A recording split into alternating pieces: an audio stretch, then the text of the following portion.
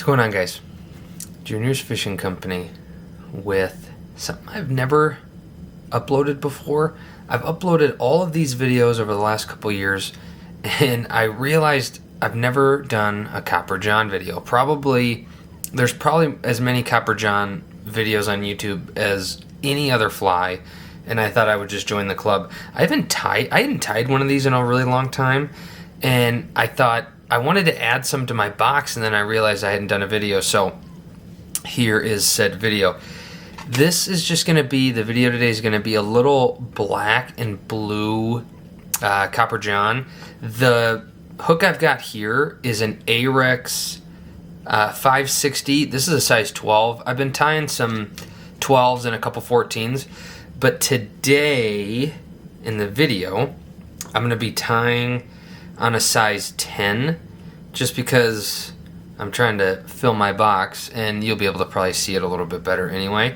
This is just an Umpqua, just a standard U101, I think it is, size 10. I lost the barb when I was trying to put these. This is a 3/16 big old bead, 3/16 firehole matte black. I love a Copper John, and some people say, kind of makes me feel a little insecure when someone says this is an easy fly to tie. You could say that about anything, not just fly tying, but you can say that about anything. Well, it's just really easy. All you do is wrap materials on a hook. That's easy. But in my opinion, I'm just going to build up a little bit of a bump here for my biots. To do it really, really well, if you watch Charlie Craven or something like that, I mention him all the time, but if you watch someone like that, they just make it look like they make it look a lot easier than it really is. This is a really tricky fly to do really, really well. Between the biots that I'm going to put in black Goose. I know I've got a black background, but my camera didn't want me to wear a white shirt today for some reason. It was being super weird with a bright background, and so I had to stick with the dark shirt, so I apologize for that. I'm going to line up these biots in my finger, just get them as close as I can. Again, to put these biots in really nice, to get perfect wire wraps, to get a perfect fold over with your tinsel and your thin skin or whatever synthetic you want to use to fold over, it's tricky. And then to get perfect wings on the side, there's just a lot of spaces, a lot of steps in this that can go wrong. I'm going to measure these about half, maybe a little bit more. I usually tie these, especially this is a big hook, so I don't want to necessarily, do a full shank on this. It's just going to be a little bit less than half. I'll just take that and kind of get it measured out. Just push those on each side. I'll do just a little pinch wrap here just to get those down, and then I can just kind of work those over a little bit.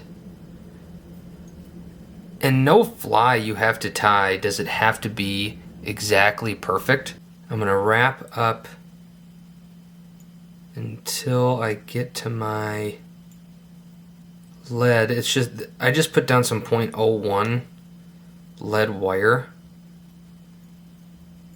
for a little bit more weight. I suppose it's going to add more weight, but really just to build that body up a little bit. I want this to be thin. I like it as thin as I can get it, and with the wire that I'm going to use, I want to use as little thread wraps as I can.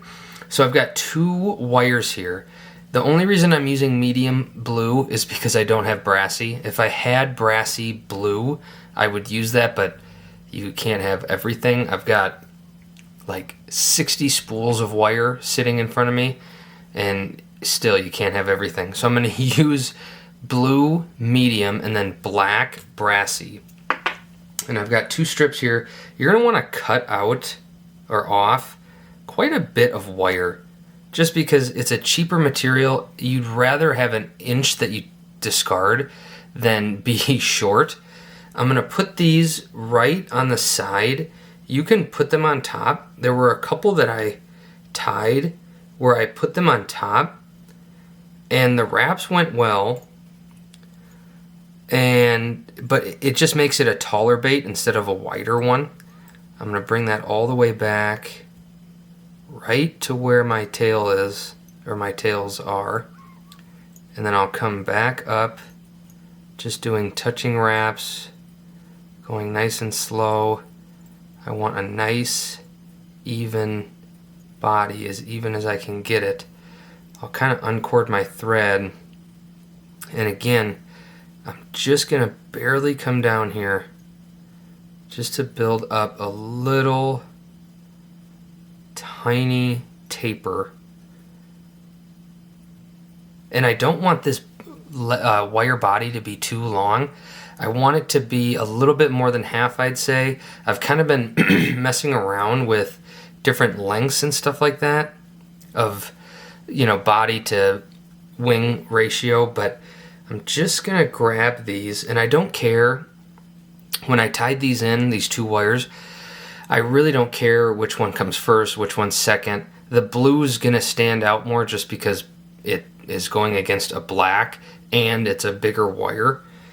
I'm just gonna put a lot of pressure on these wires, and so I'll get my hands just a little bit wet so the wire likes to squeak. I'm really pulling hard on this to the point where my vise might even move a little bit. Just touching wraps all the way up to where I want to go. And again, even with that should probably be good. You can always just add another wrap, but I'm going to call that good. Maybe have a bigger body on this one. It's one of those flies that you can tie a million different ways, and not one way is more right than the other. I mean, I'm sure if you talk to John Barr, he would probably tell you otherwise.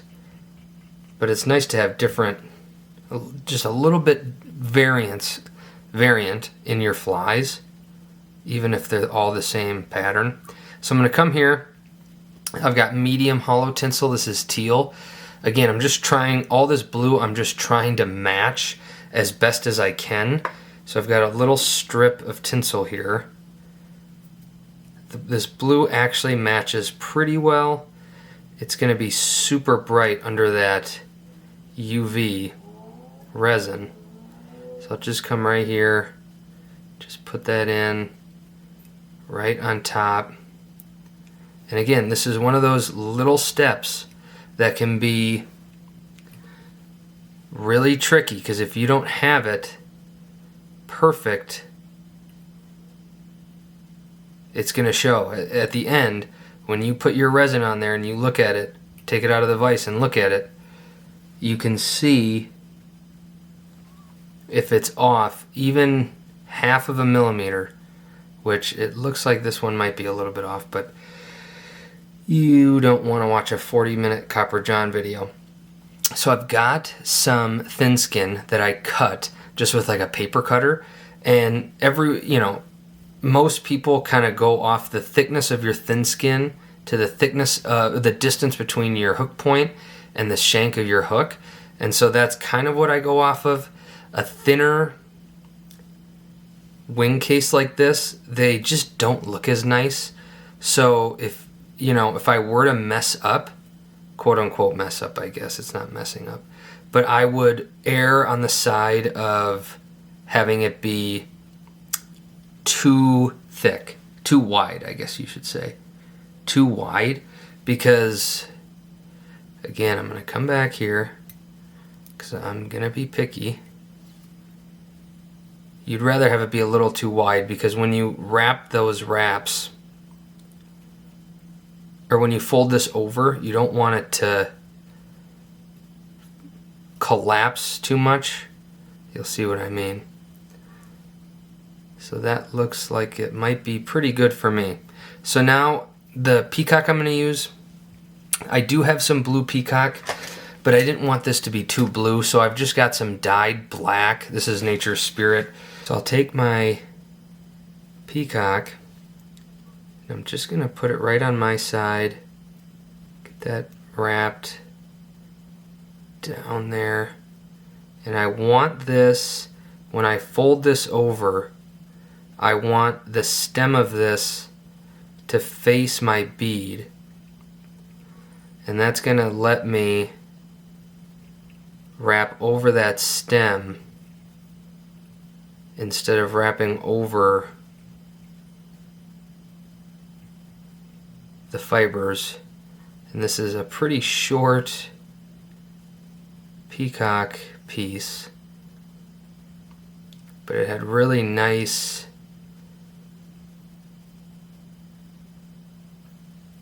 fibers on it. So I'm just going to be really careful about getting up here. Just do one more, and I'll come right in here, and I can wrap that off. You got to be careful with how many wraps you do. That's 4. That's probably too many. The more wraps you do at this point, the more you're going to push down on that peacock or wrap over it, and you don't really want that. So the wings of this, I found this company on Instagram. They're Marabou Brothers, and they make phenomenal dyed, really dyed peacock and pheasant. They're Marabou Brothers, so they obviously have a million different marabous. So I'll just grab my little clump here, and I'm going to put them right on the side, just a little bit. I'm going to put them in a little bit long, just because I can always pull them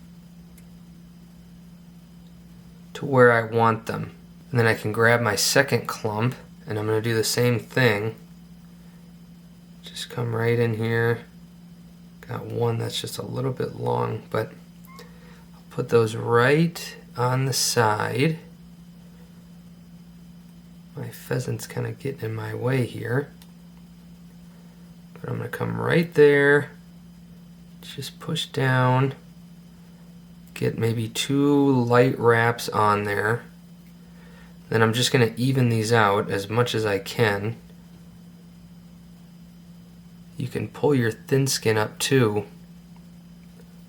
and just kind of hold it like that. And I'll just give it a little pull.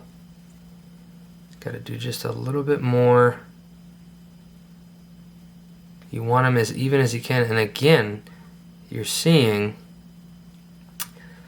kind of how tricky it can be to get these where you want them. So now I can just get a tight wrap or 2 over these, and I'll trim off all of this extra that I do not want. And I'm going to be ready. I'll just get a wrap or 2 over some of those fibers. But again, I don't want to put too many wraps on here. I'll fold my thin skin over, and then I'm going to cord up my thread a little bit, just to give it a little bit of a bite into that thin skin. So I'm going to pull pretty tight, not crazy tight, because I want to go right along my bead. Right along my bead. Make sure that is going to look good. Maybe just 2 wraps. I'm going to kind of keep some tension on that. Get my tinsel where I think it's going to be straight. Give it a little pull. One more wrap, and then I'm going to fold that tinsel back, and I can cut that off right there. And I'll take some finer scissors, and I'm just going to trim off this thin skin now. Everybody's tied. a copper john before, so you know that you're going to cover up a bunch of that with UV anyway. So I'm just going to come in here and I'm going to whip finish and trim my thread. And you can use a million different UVs. Some of the videos I watched before I started tying a couple of these up, some people use thin, some people use thick. I'm going to just use medium. It runs a little bit down.